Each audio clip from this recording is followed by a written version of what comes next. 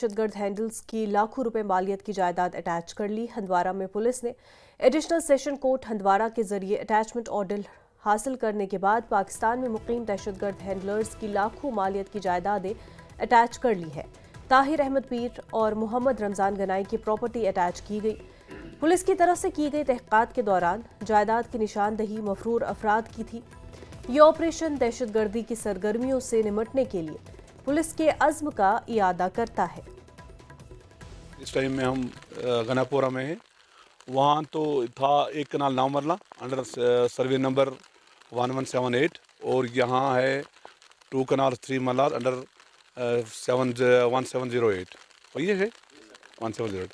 तो इसको हम अनलॉफुल एक्टिविटीज़ के तहत प्रोकली में ऑफेंडर्स हैं। ये इनका FIR भी गया है 73/2011 PS करालगुंड में।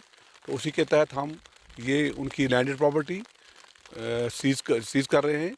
ये ट्रांसफ़र नहीं कर सकेंगे, ये बेच नहीं सकते, इसको कोई सेल नहीं कर सकता, इसको थर्ड पार्टी इंटरेस्ट नहीं हो सकता और न लीज हो सकता है। यही है एंड इसका अनलॉफुल